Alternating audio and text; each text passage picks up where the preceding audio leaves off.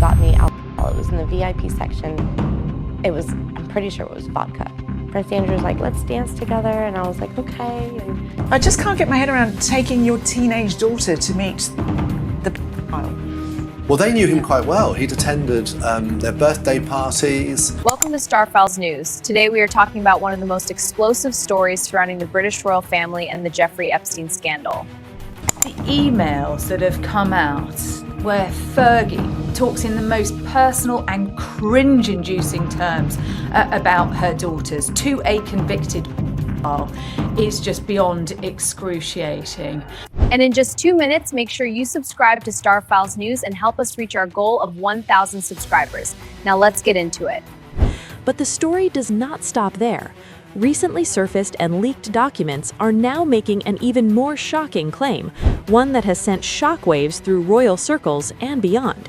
According to these alleged documents, Princess Beatrice and Princess Eugenie received a total of £20 million from Jeffrey Epstein's financial network. Those who believe these documents to be genuine argue that a sum of this size, transferred under these circumstances, cannot be explained away as a gift or a loan. Instead, British tabloids have published emails sent by the Duchess of York, Sarah Ferguson, the former wife of Prince Andrew, that appear to show Sarah Ferguson thanking disgraced financier Jeffrey Epstein for their, quote, supreme friendship, the significance of. According to those reporting on the leaked correspondence, communications between Epstein's financial representatives and representatives acting on behalf of the princesses span the years between 2010 and 2019, a period during which Epstein was the subject of multiple active investigations. The payments described in these documents were not made in one large sum. Instead, they were reportedly broken up into several wire transfers and routed through offshore accounts held in the Cayman Islands and in Switzerland. The alleged purpose of structuring the payments this way was to avoid detection by financial authorities and investigators. The language contained within these emails, according to those who have reviewed them, is deeply revealing. A message from 2012 allegedly references the importance of keeping the York girls happy and cooperative. Another communication from 2015 reportedly discusses continued discretion in exchange for financial support. And a 2017 email allegedly makes a direct reference to silence regarding previous visits and activities. When the total figure, £20 million, is divided, it is said to have been split roughly equally between Beatrice and Eugenie or distributed through their mother. What makes the timing of these alleged payments particularly striking is that they appear to line up almost precisely with key turning points in the various Epstein investigations. Money reportedly moved every time public scrutiny of Epstein intensified, right before victims began coming forward publicly, right before major documentary films and television programs began airing, and right before court proceedings reached critical stages. To those raising these allegations, this pattern does not look like coincidence. It looks like a calculated strategy. Sarah Ferguson's name appears throughout these alleged emails not merely as a recipient or bystander, but as an active coordinator. On Fergie, emails between her and Epstein seem to show that she may have had a crush on him, or some have suggested she was in love with the disgraced financier and convicted pedophile, let's not forget. And reportedly sent him a message in which she wrote, "Just marry me." She also allegedly emailed him begging for £20,000 to cover her rent.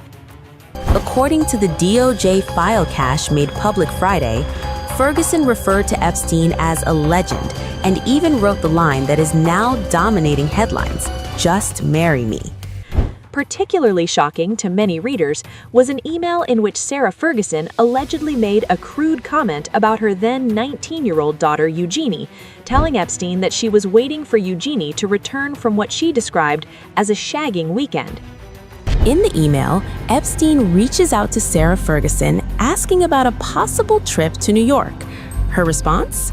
She replies with, quote, "Not sure yet, just waiting for Eugenie to come back from a shagging weekend." The wording alone has shocked readers, but the context makes it even more jarring. So why would Epstein allegedly pay £20 million to two British princesses? The answer, according to those making these allegations, is straightforward: because they were there. Beatrice and Eugenie were not, it is claimed, casual or distant figures in Epstein's world. Their mother brought them into that world when they were teenagers. She reportedly took them on vacation to Epstein's properties in 2010, just months after his conviction for soliciting a minor for prostitution. One insider told the Daily Mail the princesses were mortified by what their mother had written, adding they had not been fully aware of just how close their parents' relationship with Epstein appeared to be. The source said the sisters were particularly shaken by references to their private life. Sources have told major newspapers that the princesses themselves were reportedly mortified when the nature of their parents' relationship with Epstein was revealed to them in its full depth. They were said to be particularly shaken by references to their private lives that appeared in their mother's correspondence. But the question that continues to hang over all of this is, what exactly did the princesses witness during their time in Epstein's circle? The alleged emails do not spell it out directly, but they do reference previous visits and activities that needed to remain private and sensitive information that could prove damaging if disclosed. The argument being made by those pressing these allegations is simple: you do not pay £20 million to keep someone quiet about nothing. As for Buckingham Palace, the allegation is that financial movements of this magnitude connected to senior members of the royal family could not have passed through unnoticed. Royal financial advisors and protection officers would have had visibility over activity of this kind. The suggestion being made is that the palace was aware and made a deliberate choice to stay quiet, because exposing this would have meant reigniting the Prince Andrew scandal and dragging the institution of the monarchy deeper into the Epstein catastrophe. So it is alleged they let the payments continue and allowed the silence to be maintained. And when victims eventually came forward and documentary filmmakers began exposing the truth, the palace issued statements expressing deep concern, while critics say never once pressing Beatrice and Eugenie on what they actually knew.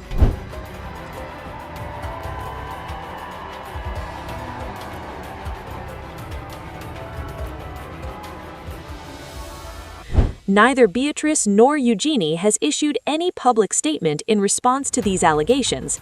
Kensington Palace has offered no denial. No legal representatives have moved to challenge the leaked documents in any public forum. There has simply been silence. The same silence those making these allegations argue has been in place for well over a decade. Meanwhile, Epstein's victims continue to fight. They continue to seek justice. They continue to push for full accountability from every person who was in a position to speak up and chose not to. However, an email has emerged from Sarah Ferguson that she did email Jeffrey Epstein, sort of apologising for her behaviour and giving an interview, saying that she'd cut off all connections to him. Two women with royal status, public platforms, and the kind of privilege that most people will never access allegedly chose £20 million over speaking up for those victims. The royal family will do what it has always done: protect its own. The palace will likely attempt to manage the narrative, and the media cycle will eventually move on to something else. But the alleged emails exist, the alleged financial records exist, and no amount of spin, it is argued, can make £20 million disappear. That's 2 minutes. Please subscribe to Star Files News right now and help us reach 1,000 subscribers. Hit that subscribe button and stay with us for more stories like this. These are reported allegations based on leaked documents and should be treated as unverified until independently confirmed. At first, I was an excited young woman on top of the world. Epstein flew me to his private island. He listened to my dreams, promised to help, but his promises came with a catch.